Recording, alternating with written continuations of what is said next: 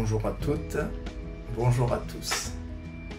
Il y a 15 jours, j'ai exposé dans ma précédente émission les principales critiques, et elles sont nombreuses, adressées à Internet et aux réseaux sociaux. Dans cette seconde émission, je voudrais présenter les meilleures réponses adressées à ces critiques, les meilleurs arguments qui s'opposent à ces dénonciations. La première critique, vous vous en souvenez, c'était la confusion entre le réel et le virtuel. Nos adolescents en particulier ne feraient plus la différence entre les deux univers. Premièrement, c'est tout à fait contestable, car en effet, toutes les études montrent que nos adolescents sont très critiques, qu'ils font parfaitement la différence entre ce qu'ils voient sur leurs écrans et la réalité. Et puis la seconde réponse, c'est que cette dénonciation n'aurait de sens que si le monde de l'Internet et des réseaux sociaux était irréel. Or, ce monde-là est un acteur dans notre monde. Il produit des effets qui ne sont pas imaginaires ou virtuels, mais qui sont bien réels. On pense au monde économique, avec la bourse en particulier, on pense au monde de la violence et de la guerre, on pense au monde journalistique. Donc, effectivement, ce monde-là est bien réel. Alors, je préfère à cette dénonciation la belle formule des journalistes Vogel et Patineau qui, dans un beau livre, en 2013, qui n'a pas pris une ride, La condition numérique, écrivait « Le réel, c'est le monde plus la connexion ».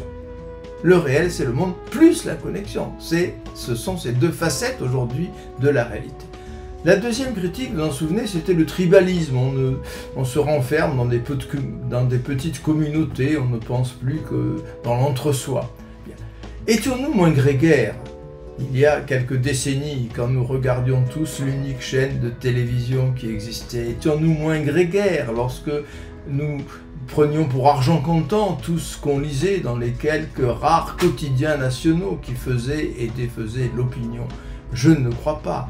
Donc je cite à nouveau Vogel et Patineau, toujours dans le même livre, qui nous disent avec beaucoup de justesse, sur Internet, tout récepteur est un diffuseur potentiel. Tout récepteur est un diffuseur potentiel. C'est nous qui avons pris en main notre monde numérique. Il est vrai qu'au début, nous étions peut-être passifs dans cet univers, mais petit à petit, nous avons repris la main. C'est nous qui faisons le succès de certaines informations, c'est nous qui rediffusons ce que nous voulons rediffuser, c'est nous qui faisons le buzz par rapport à certains contenus, c'est nous qui sommes les maîtres de ce monde numérique. La troisième critique, c'était la passivité.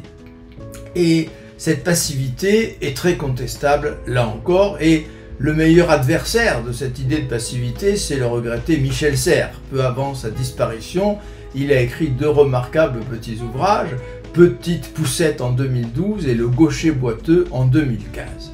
Que nous dit Michel Serres? Il présente une défense subtile et argumentée de ce nouveau monde, qui est en particulier celui des plus jeunes.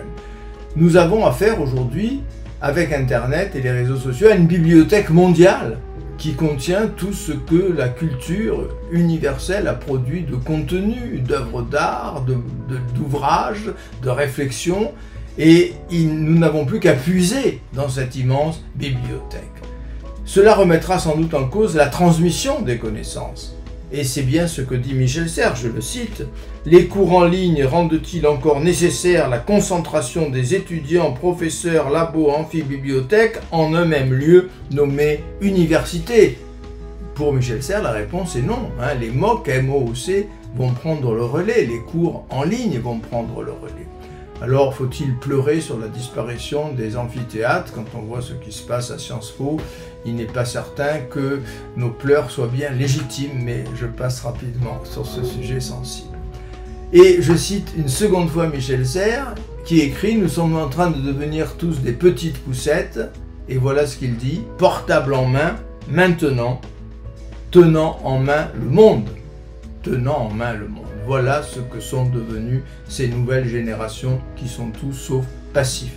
Alors ce monde numérique, il est tout récent, ce monde d'Internet, des réseaux sociaux, il y a quelques décennies à peine.